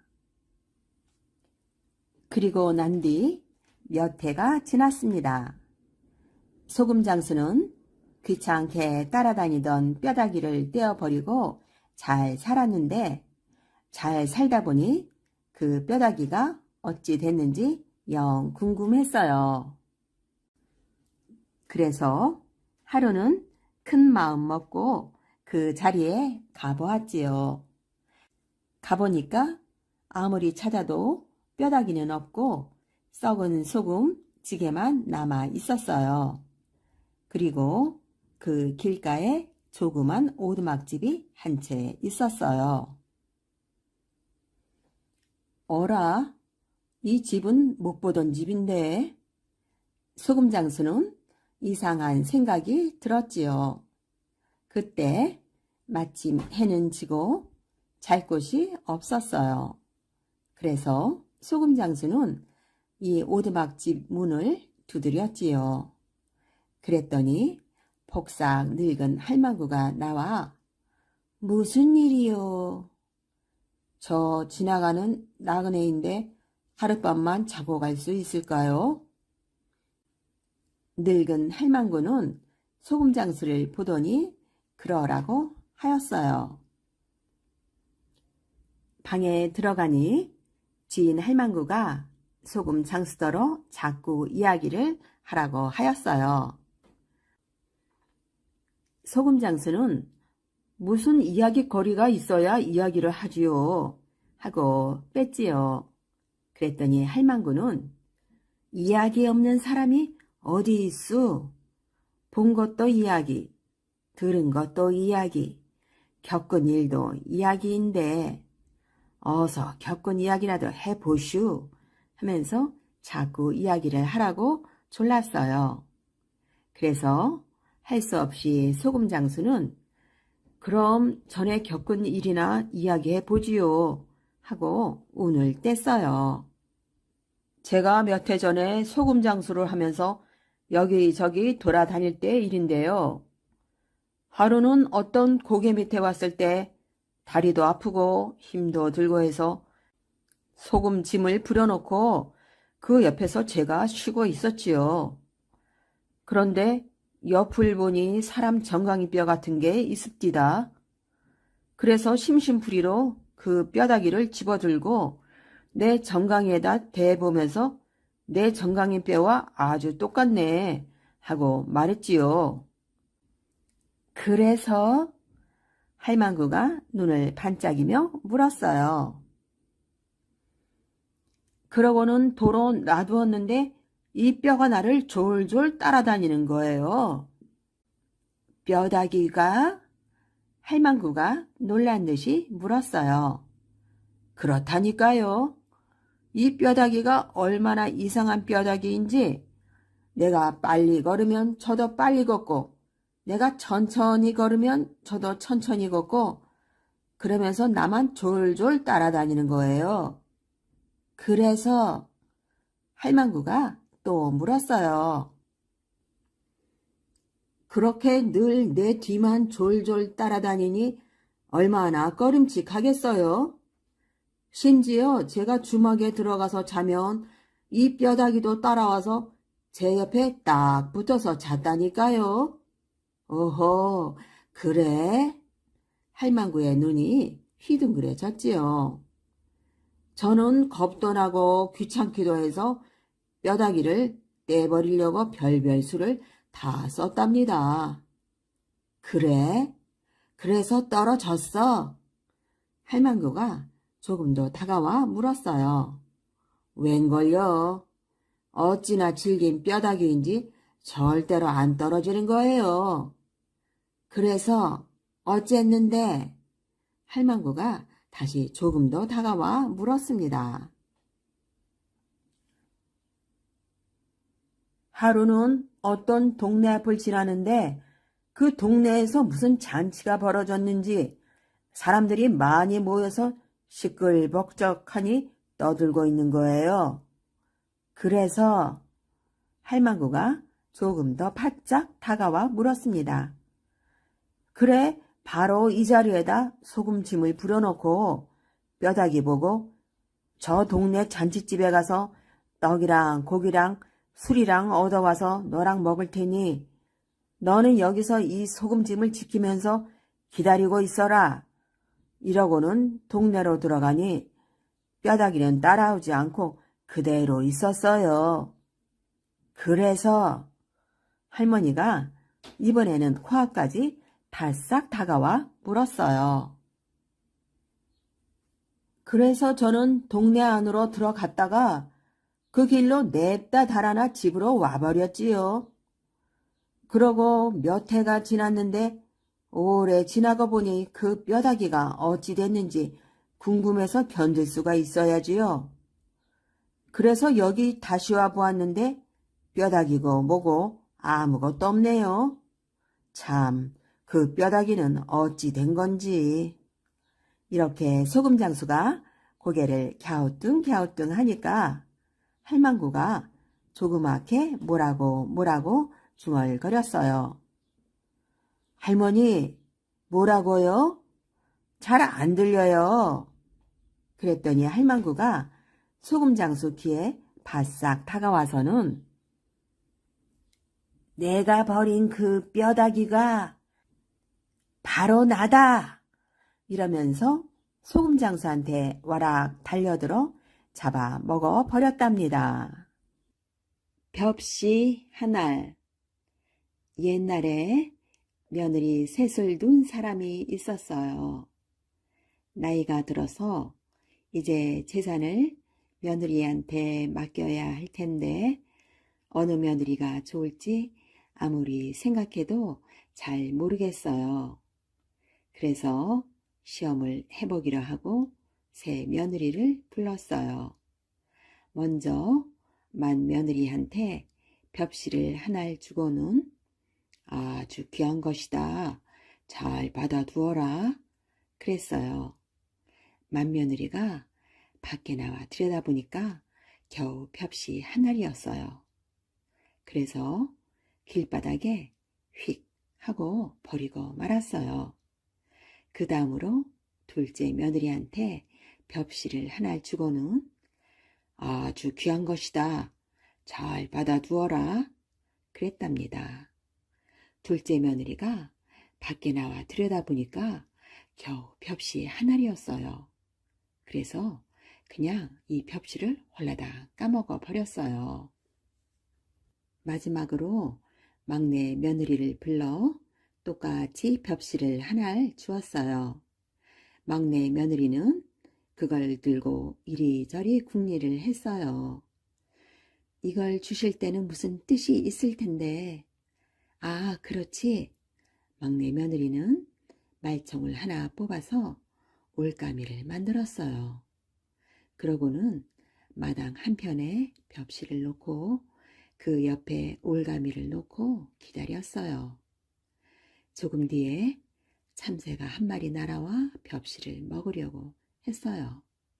막내 며느리는 이때다 하고 올가미를 탁 잡아 당겼어요. 그래서 벽시로 참새를 한 마리 잡았지요. 막내 며느리는 참새를 주고 달걀을 하나 얻었어요. 달걀을 암탉 둥우리에 넣어 놓았더니 병아리가 나왔어요. 병아리를 잘 길렀더니 암탉이 되고 암탉이 알을 낳아 병아리가 되고 병아리가 자라 암탉이 여러 마리가 되었지요. 암탉을 팔아 이번에는 돼지를 한 마리 사고 돼지가 새끼를 쳐서 이번에는 여러 마리가 되었지요. 돼지를 팔아 이번에는 송아지를 한 마리 샀어요. 송아지가 커서 어미소가 되고 또 이 어미소는 또 송아지를 낳고 해서 소가 여러 마리가 되었어요. 그러던 어느 날 시아버지가 새 며느리를 불러서 그래, 내가 준 벽시 하나를 어떻게 했느냐 하고 물었어요. 맏며느리하고 둘째 며느리는 꿀먹은 벙어리처럼 앉아있는데 막내 며느리가 시아버지더러 따라오라며 앞장을 서지 뭐예요. 어디를 가나 하고 쫓아가 보니까 너른 논 가운데 척 섰어요. 아니, 여기는 도대체 왜 오는 거냐 하고 물으니까 아버님이 주신 벽시 하나리 논 서마지기가 되었지요 하는 거예요. 시아버지가 입이 떡 벌어져서 어떻게 된 거냐고 물으니까 대답이 이랬어요. 그동안 벽시 한 알이 참새가 되고 참새가 달걀이 되고 달걀이 병아리 되고 병아리가 암탉 되고 암탉이 돼지 되고 돼지가 송아지 되고 송아지가 어미소 되고 어미소가 논서마지가 된 거랍니다. 그러니 시아버지가 무릎을 탁 치지 않겠어요?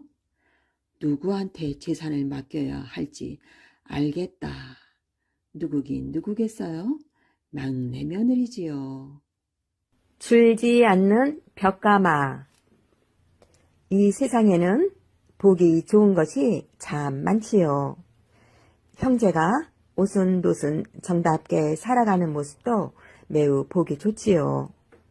옛날 아버지를 일찍 여의고 어머니와 함께 살아가는 형제가 있었어요.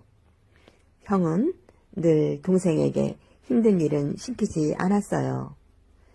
어머니, 무거운 나무찜은 제가 줄게요. 동생도 언제나 형을 먼저 생각했어요.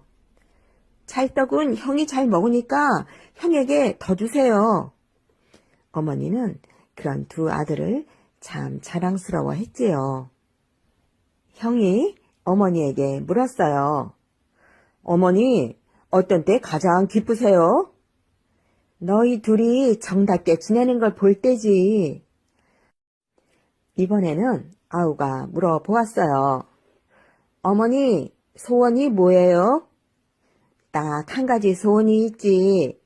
내가 죽은 뒤에도 너희 둘이 의좋게 살아가는 거란다. 어머니의 대답은 늘 똑같았어요.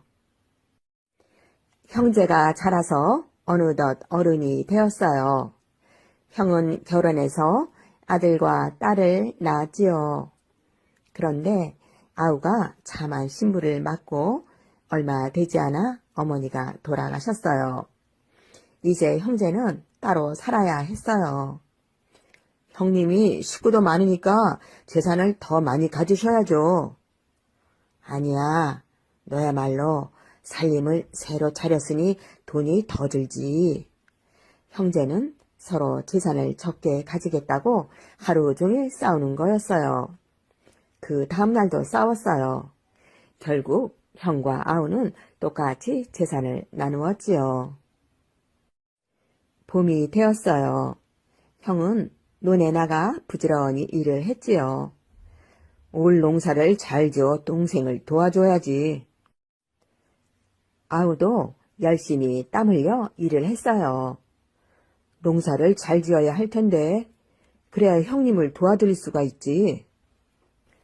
마침내 가을이 왔어요. 형의 눈에는 인정 많은 형을 닮은 허수아비가 세워졌어요. 아우의 눈에도 마음씨 고운 아우를 닮은 허수아비가 들어섰지요. 다행히 농사는 큰 풍년이 들었어요. 아우는 싹싹싹 벼를 뱄어요. 형님네 농사가 더 잘 되었겠지? 아우는 건너편 논에서 일하는 형을 쳐다보았어요. 그 얼굴이 가을 하늘처럼 맑았어요. 형도 싹싹싹 벼를 뱄지요. 동생네 농사가 더 잘 됐을 거야. 형도 아우네 논을 건너다 보았어요. 그 눈길이 봄볕처럼 따뜻했지요. 털털털, 탈탈탈 타작이 시작되었어요. 아우는 형님네 타작을 도와주었어요. 알곡을 가마니에 담아 마당에 쌓았지요. 한 가마니, 두 가마, 세 가마. 야, 100가마다. 형님네 일을 드디어 마쳤어요. 이번엔 아우네 타작을 형님이 도와주었어요. 11가마, 12가마, 13가마. 야, 100가마다. 세상에 형과 동생이 똑같은 거예요. 그날 밤 형은 곰곰이 생각했어요. 동생은 나보다 돈이 더 필요할 거야. 새로 살림을 시작했으니까. 밤중에 형은 슬그머니 밖으로 나왔지요. 그리고 벽가마를 어깨에 메고 동생네 마당으로 갔지요. 한 가마, 두 가마, 10가마를 옮겼어요. 이만하면 좀 보탬이 될 거야. 땀을 뻘뻘 흘리면서도 형은 기뻤어요. 아우도 형과 같은 생각을 했지요. 형님 댁은 가족도 많지, 큰일도 좀 많아? 나보다 양식이 더 많이 들고 말고. 아우는 새벽달이 지기 전에 밖으로 나왔어요. 벽가마를 등에 지고 형님 댁으로 날랐어요. 8가마, 9가마, 10가마. 이제야 아우도 마음이 놓였지요. 형은 날이 밝자마자 밖으로 나갔어요. 마당에 쌓아놓은 벽가마를 세어 보았지요. 참 이상하다. 어찌된 일인지 벽가마가 조금도 줄지 않은 거예요. 아우도 잠을 깨자마자 마당에 나와 벽가마를 세어 보았지요. 이상하군. 아우는 고개를 갸웃거렸어요. 벽가마가 그대로 있었으니까요. 그때 야트막한 담 너머로 형이 물었어요. 너 왜 그러느냐? 아무것도 아니에요. 형님은 왜 그러세요? 나도 아무것도 아니다. 그러면서도 형제는 고개를 갸웃거렸지요. 그날도 형은 밤이 깊어지기를 기다렸어요. 오늘은 더 많이 옮겨야지. 형은 벽가마를 동생네 마당으로 몰래 옮겼지요. 1가마, 2가마, 20가마다. 얼마 뒤 아우가 끙끙거리며 벽가마를 형님네 마당으로 몰래 옮겼어요. 18, 19, 20가마다. 이 모습을 달과 별들만 가만히 내려다 보았지요. 또 날이 밝았어요. 형은 자기 마당의 벽가마를 보고 바로 동생네 마당의 벽가마를 살폈지요. 참 이상하다. 아우도 자기 마당의 벽가마를 보고 곧장 형님네 마당의 벽가마를 살폈지요. 어찌된 노릇일까? 형제는 또 그대로인 벽가마를 보면서 속으로 깜짝 놀랐지요. 형은 한 꾀를 냈어요. 오늘은 아예 새벽녘에 벽가마를 옮기는 거야. 그리고 어떻게 되나 한번 지켜보자. 아주 이른 새벽에 밖에 나온 형은 벽가마를 어깨에 메고 동생네 집으로 향했어요. 아우도 이제 방법을 바꾸기로 했어요. 새벽에 옮길까? 그리고 무슨 일이 일어나나 한번 숨어서 봐야겠다. 새벽 닭이 울자 아우도 벽가마를 등에 지고 형님네 집으로 향했어요. 쿵! 벽가마를 어깨에 맨 채 앞만 보고 가던 형과 벽가마를 등에 진 채 땅만 보고 가던 아우가 골목에서 부딪혔어요. 그 바람에 둘 다 벽가마를 떨어뜨리고 뒤로 벌렁 넘어졌어요. 아우가 벌떡 일어서며 소리쳤어요. 아니 형님, 이제 보니 형님께서 제게 벽가마를 보태셨군요. 형도 활짝 웃으며 말했지요. 동생이로구나. 너도 나랑 생각이 같았나 보구나. 아우가 얼른 달려가 형을 일으켰어요. 형제는 그만 얼싸안았지요. 두 형제의 마음처럼 날이 환하게 밝아오고 있었답니다. 저승에 있는 곳간. 옛날 전라남도 영암이라는 곳에서 있었던 이야기입니다. 이곳 영암에는 욕심이 아주 많은 원님이 계셨습니다. 원님은 백성들이 애써 지은 곡식을 빼앗는가 하면 남이 가진 물건에도 눈을 번득이며 탐을 내었습니다. 어느 햇볕이 따스한 좋은 봄날에 원님이 낮잠을 자고 있었습니다. 원님이 스며시 눈을 떠보니 주변이 어두컴컴하여 두리번거렸습니다. 여기가 어디지? 그런데 저 멀리서 저승사자가 큰 소리를 쳤습니다. 꾸물거리지 말고 얼른 따라오시오. 행여 나를 놓치면 어디로 갈지 몰라 떠돌게 될 거요. 저승사자는 원님을 염라대왕 앞으로 끌고 갔습니다. 아이쿠, 염라대왕님, 이게 웬 날벼락입니까? 아직 젊은 제가 벌써 이곳에 오다니요. 제발 돌려보내주세요. 어허, 자네가 하도 돈 욕심이 많아 내가 좀 일찍 불렀는데 가만 보니 아직 내가 이승에서 할 일이 있는 것 같구나. 그러니 저승사자야, 이 사람을 다시 이승으로 데려다 주어라. 원님은 뛸 듯이 기뻤습니다. 아이쿠, 살았다, 살았어. 역시 사람은 좋은 일을 많이 해야 해. 감사합니다. 염라대왕님, 감사합니다. 하지만 저승사자는 원님을 다시 데려다 주는 게 귀찮았습니다. 원님은 언제나 자기를 이승으로 데려다 주나 하고 기다리는데 저승사자는 이 핑계 저 핑계 대며 원님을 이승으로 데려다 주지 않았습니다. 저승사자님, 언제쯤 제가 이승으로 갈 수 있을까요? 제가 밀린 업무가 많아서요. 빨리 좀. 이 사람아. 이승 가는 게 옆방 가듯 뭐 그리 쉬운 일인 줄 아나? 그리 빨리 가고 싶으면 노잣돈이라도 주게. 안 그러면 데려다 줄 수가 없네. 노잣돈이라고요? 아시다시피 사자님께서 저를 하도 느닷없이 데리고 오셔서 제가 아무 준비도 못하고 오는 바람에 지금 돈이 한 푼도 없는데요. 저승사자는 얼굴을 실룩이며 쏘아 붙였습니다. 자네 사정이 그렇다면 그럼 저승에 있는 곳간에서라도 꺼내주던가. 저승에 있는 곳간이라고요? 내가 얘기해 주지.